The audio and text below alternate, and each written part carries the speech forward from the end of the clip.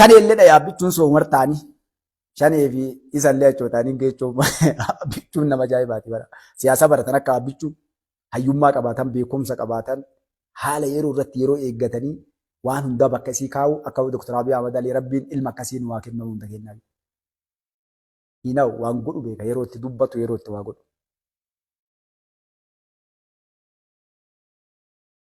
Itoophiyaa keessatti waggaa 100 dabrame. Deebii ajaa'ibaa sii deebise kan abbichuun. Abbichuun warra mootummoota dabrantu akkasii bara. Akka dhiiraallee bara mootummoonni dabran jedhanii dubbatanii bara. Gariin namaa yeroo bakka tana ga'anii machaa yeroo waa'ee Oromoo kana jabummaa Oromoo kanatti dubbatte isaan machaanii diqqeenna Oromoo wallaaltuu ta'uu Oromoon. Agartee zabana isiin biyya bulchitu biyyi baddee dubbachuu. Itoophiyaan mootummoota dabran irra nu wayyaa mootummaan ammaa kun gartee uummata keenya bitee takkaa mootummoota dabran keessatti akkana ta'e hin beeku. Maal jedhamu ministeera walitti qabee deebisee jira. Mootummaa warra biyya duraan bulchu mootummaa naannoo Oromiyaatiif warra TPLF illee mootummaa amma jirullee hayyootallee abbaa duulaa gammadaa faallee achi geesse. Yeroo kana amma soofuma addunyaan guutuun as deebitee sooshaal miidiyaan jiru guutuun fokkasiitti kennee ilaaluu jira. Waggaa 100 dabran Itoophiyaan takkaa nagaa argattee hin beektu jedhee. Irreeffi warri keessatti. Maal jedheen? Waggaa 100 dabre Itoophiyaan takkaa nagaa argattee akka biyya namatti nagayaan baatee galtee hin beektu jedhe. Hin beekti jechuu barbaadda? Maa qoonqa cirattare? Miliini osoo lolu biyya gale. Tewodoosiif Yohaannis Atseewwan osoo lolan qabri galan kaan mataa irraa kuttee intalti Oromoo. Mataan isaanii asii ka'ee Suudaan mara dhaqe. Mootummaa Itoophiyaa dhufe tokkotti osoo gadi hin taa'in osoo bala'u jedhu balaan fuutee lifteen tokkollee guyyaa takka ifin akkuma tasaa guyyaa takka osoo rasaan dhukaasirra rafanii hin beekan. Dhuufaan araa kiiloon bayan dhufte Oromoon bala'u. Maqaa nurraa mulqanii aadaa afaan keenya xuluq nurraa godhanii osoo maasii achiin dhama'an qabri galte. Haayila Sillaasee illee Mangistuu Hayilamaariyaam dhufee siree ofii jala awwaale. Jazaan oolteen bultu Mangistuu Hayilamaariyaam illee bala'u osoo jedhu waggaa 17 osoo takka ilmaan Oromoo lafarraa taa'ee gaafgaan Zimbaabbee galee achi calawu as gochuu jira inni illee. Yaalfassaabbat daagati yellem jechuu jira inni illee Zimbaabbee taa'ee. Mallas Zeenaawii illee gadee gaaraa bala'u jechaa dhufe osoo bala'u jedhu yeroo kaan Oromoo bala'u yeroo kaan Amaara bala'u yeroo kaan Somaalee bala'u osoo jedhu gartee inni illee ala dhaqee achumaan reeffa isaatti janaazni isaa galee gartee biyyatti awwaalan.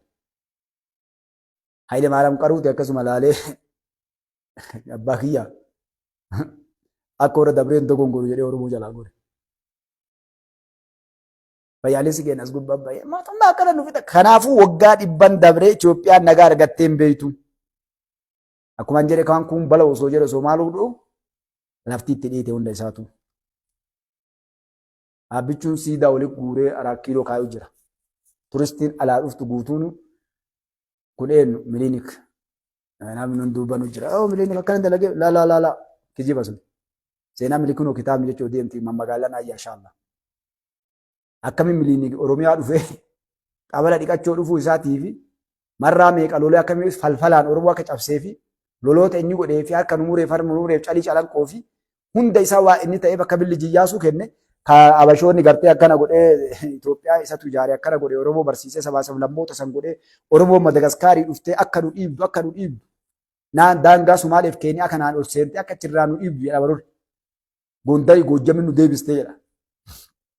TPLF illee waati gaafatte warra Tigraay illee akka nu dhiibdu iddoo asii kun asii nu galchitee jedha. Itoophiyaan teenna turte. Waggaa 3,000 matan Itoophiyaa irra ta'anii. Seenaa waggaa 3,000. Yoo atas fidi jetteen hin jiru isaan hin jiran. Warri Aburaadhaa himachuu danda'a warri Tigraay.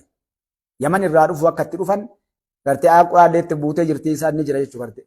Garuu warri Amhaara ofiin jedhu kuni Mangistuu Hayilamaariyaam wannan isaa dinqisiifadhu isii. Gaafatee namni deebisuuf dhabe ni jirra akkam akkas nuun jetta mangee namni jedhee hin jiru. Maaliif dubbitu hin jirre? Jawween faati amma maal jedhaa jirti? Uummata Amaaraa akkas godhanii.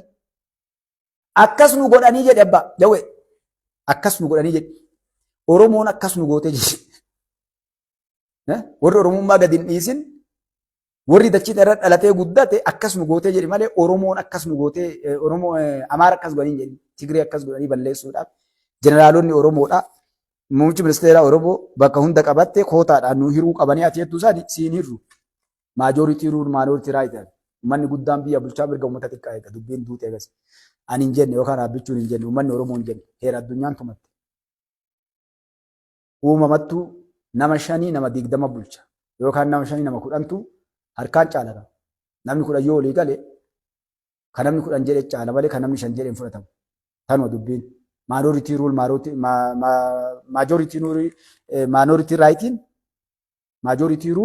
minority rightiin tanuma dubbiin. Harki irra guddaan yookaan namni guddaa sabni guddaan jechuudha. Harki irra guddaan harki wayyabaa biyya bulchaa heera baasaa mirga uummata xiqqaa kan injifatame eega. Akkasii dhaabbichuun akkas jedheen jechuudha. Mootummaan dabre tokkollee osoo nagaa argatiniif nagaa biyyattii Itoophiyaa eegsisin kun gara qabrii kun gara Zimbaabuwee kute. Namni lubbuun jiru Mangistuu Hayilemaariyaam qofa warri kuuwwan osoo farshoo ofiituu nagaan takkaa gammachuun hin xuuxatiin dachii tanarraa galan jechuudha. Ilmaan isaanii illee hin jirtu haadha Minilik sanyii isaati barbaadde hin jiru warra Birgeetii Minilik yaa'u kana malee. Hayila Sillaasee tokkotu dhiyoo kanaan sanyii Hayila Sillaasee jedhu hin jirtu akkatti dhiyeesse. Mangistuu Hayilemaariyaam illee ijoollee isaa waa Zimbaabuwee jirtu san malee hin jirtu jechuudha.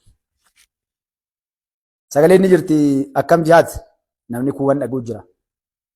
Sini galaan liqimsi bishaan gubbaa itti unkasii gad dabruu diti. Akkam jihaadiin sagaleen ni jirteedhaan namni kuuwwan ni dhageettan na fakkaate. Diqqoo Gibxiin keessa isinii buusu nama Kamaal jedhan kan sagaleen dhagabaami hin jirti. Kamaal sanii barreessaa fi Kamaal sanitti barreessaa ijju jedhan. Gibxi isinii dhaqa. Gibxi illee yeroo garii gartee namtichi Gibxii suni inni ta'e moojii. Manaa baay'ee yeroo garii waa dubbatan fakkaati. Gibxi waan jette dhageettanii mootummaan Gibxi. Moo duratti injifannoo ammallee gammachuutti isin aansee Gibxitti isin dhaqaa egaa. Gibxii fi Asiyaasa Forqi illee bira isin dhaqaadha. Isin dheeradhee na folchaa xiqqoo soogidda irra bubbuunee isin kenna gammachuu guddoo qabaanadha. Na waliin gammaddan jedhee abdii qabaan. Muummichi ministeeraa Dr. Abiy Ahmad Ali leencichi Oromoo jagni jabarbataa abbaan firaa abbaa malaati Dr. Abiy Dr. Jaalalaa jagnaa Oromoo liji mirxi Oromoo liji alhamdulillah rabbil alamin rabbi abbichuu zabana kana keessa sanu zabana teknoolojii zabana addunyaa wal dorgommii namni beekaaf hollaala itti adda zabanni kun qawwee feete qabaattee diinagdee feete yoo qabaatte akka arabaa kana taata araboonni amma waan hunda qaban diinagdee rabbitti kenne gartee gaaza lafaa kana buqqee gaafa namni bakka hundaan baasiin jala qofa qabu. Garuu akka hin dalanne nama itti taphachaa ture. Qabeenya isiitiin maal jettee faranjiin soobaa turte makiina babbareedaa furuutii feetee fiddee fi ciisa nyaadhaa rafaa isin jettee. Adda kunoo takka takkaan irra deemanii kabalan gurra keessa gartee kabalaasaa xiichanii laal. Wushaa naa kanni kaasee ishee gooftaa koo jettiin jala horiitee garte. Israa'el akka kaan kabaltu kaan dhiittu iyyisiistu laal. Obboleewwan isaanii asii qaltee achi goote deengadda akkasumaa dhaqee gartee Qatariin Dohaa keessa dhaabee kaa gartee dindim itti godhe gartee horiitee wal geettee yeroo achi dhatte rabbi isin haa balleessu mooraalii fuulii dhufne rabbi isin haa balleessu salphanne Afrikaan nu kalee tuffannuuf gartee gabra jennuun warri nu harree jaldeessa saree jennee arrabsinuu gartee waa ofirraa dhoorkaan nu adara haga nu mooraalii maaf dhufne jetta. Ergaas horii Israa'el akka gaariitti biyya dhugaa fute takka hundayyuu Tiraamp yoo inni gartee xiyyaara marki nuti eebi bara. Kana maaliif gola galchanii rabsanii gartee waa hunda jalan naqanii. Ayyoo Arabaa gaafa lola addunyaa lammaffaa sanfaa Araboota gabroonfachuun fafa jedhan aaraa turu. Bata uummanni kun biyya Musliima waan taateef jedhee aadaa dubbiin dhugaa Araboonni dhiifama naa godhaa. Sorry guys. Tokkochi leenci deettee Abbichuun muummichi ministeeraa Dr. Abiy Ahmad Aliidha. Eebada dhiira dhalatan akka abbichuuti yookaan gara haadhaatitti oolu. Mootummaa Raashiyaa Puutiin wajjin Puutiniin gabaabduun beekte nama ajaa'ibaati. Waaw. Waliin mariidhaaf torbaan dhufu keessa wal arguudhaaf sagantaa hunda xumuratanii jiran. Maal irra wal arganii rabbii kee gaafadhuuti. Kolkollee ati shaneedhaa fi faannoo jala fiigeessi oduu of ganda keessa.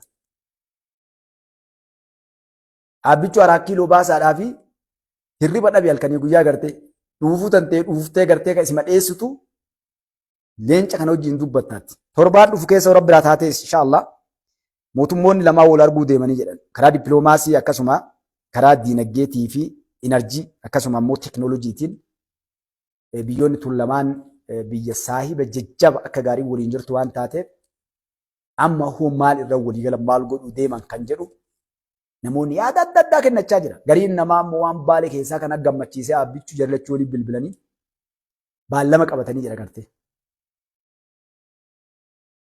Akka wanni guddaan gabba'uuf walgahii jara lamaanii wal arguu jara lamaanii irratti ni eegnaa jedhan. Eessa wal arganii illeen agammatti wanni ifa ta'e hin jiru iftaatii ifasanii goonaa jechuudha.